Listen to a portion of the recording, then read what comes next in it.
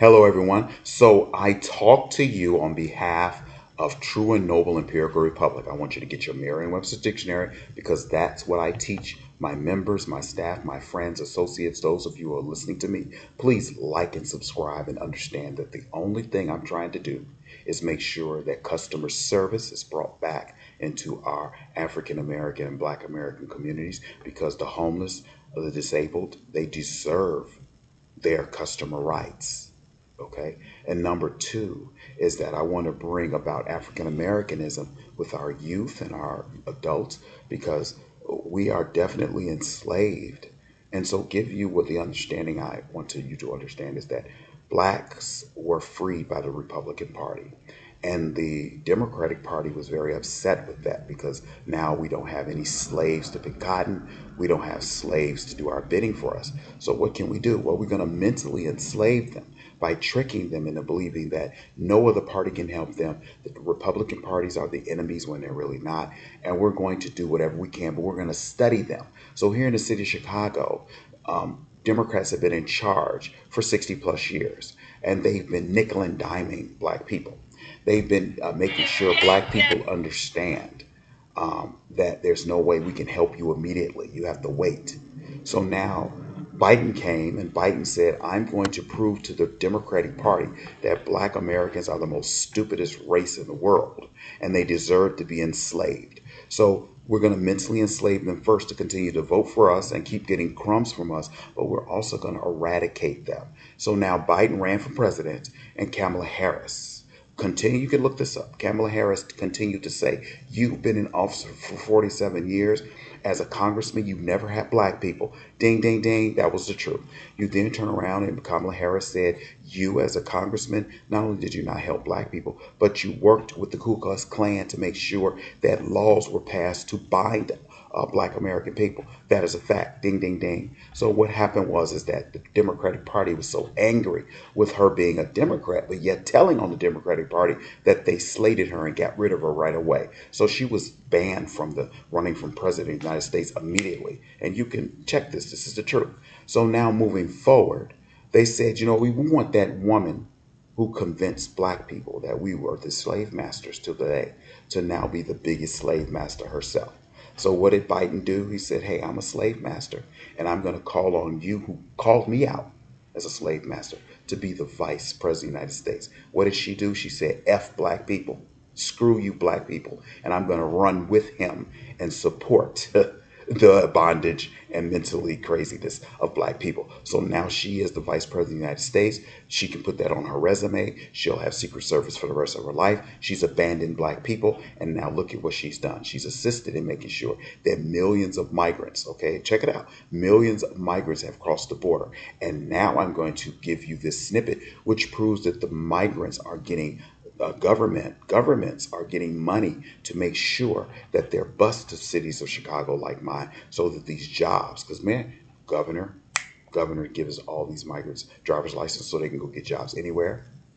You don't have to wait 18 months for your worker permit. We're going to give it to you in 30 days. We're going to eradicate these black people. Thanks to Biden, government money, thanks to the local mayor, which is a black American, but black people are so mentally crazy and sick in the mind that they're doing this to them. So listen to this, and I want your comments and suggestions and tell me, am I a liar? And then I want you to join. I want you to say, you know what? Let me check on True and Noble Empirical Republic. Let my youth become a part of True and Noble Empirical Republic. Let's start building something because we have no stores.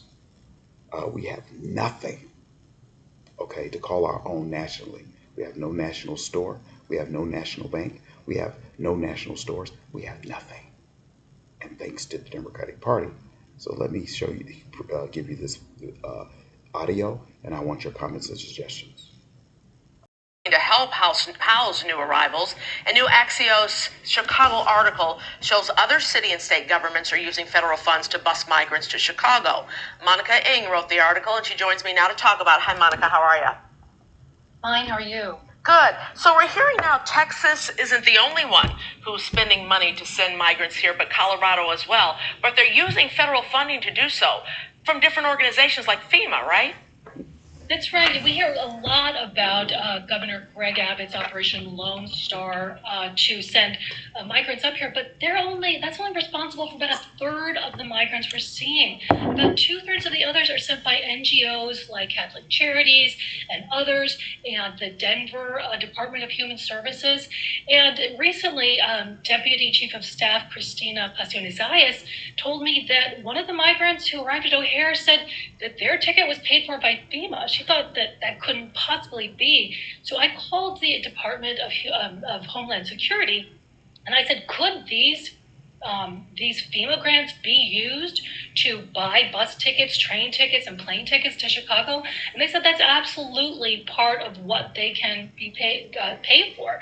So, hundreds of thousands, if not millions of federal dollars have been used to send people to Chicago. So it is legal. It's legal. It's part of the aid packages that they get.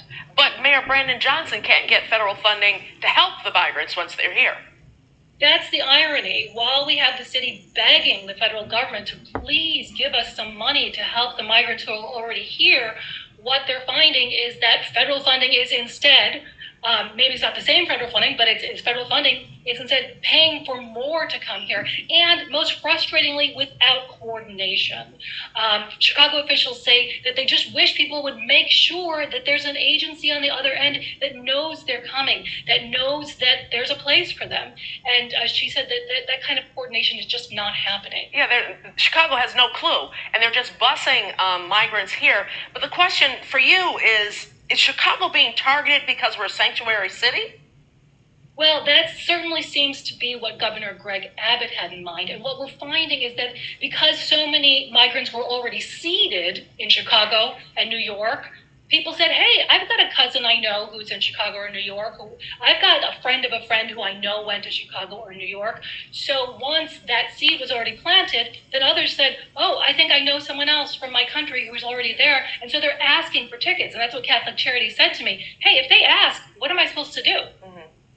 Well, how much are we right now out in the hole as far as, the city, as far as paying for migrants?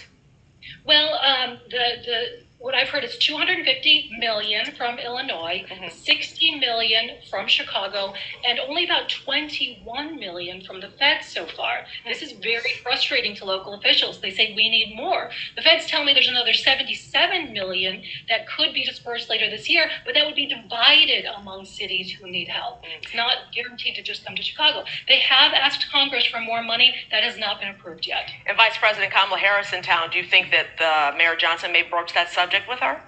Well, I talked to Chicago officials. I said, hey, are you maybe thinking of taking the vice president to a police station to help illustrate how dire the situation is? And they said that would be a good strategy. Yeah, but we don't know if it's going to happen or not, because we don't know if it's on her docket. Let's talk about these weatherized tents. That's going to cost even more money, and they're talking about the Roseland neighborhood for that. So is it potentially not a go, or is it a done deal? Well, what the Johnson administration keeps stressing is that these will be weatherized tents. I think, some of us have been in big tents where there's a generator pumping in, right? It remains to be seen. But one of the things Christina Pasiones-Zayas told me is that one of the goals, she shared the 5-point plan for the migrant plan with me, and one of them is to go down to the border, talk to folks there about how strained Chicago resources are, but also how terrible our winter is predicted to be. You don't know if she feels like that might help people understand Chicago's not the promised land, especially in January. Exactly. Monica Ng with Axios. Thank you so much. Appreciate it. Be safe. Thank you. Well. Okay, I would like to thank you so much for listening. And again, like, share. Please just keep in mind that I really want our African Americans to start assisting in helping our Black Americans become more African Americans, because we are now being eliminated by the Democratic Party. I thank you very much for your time. Please have a nice day.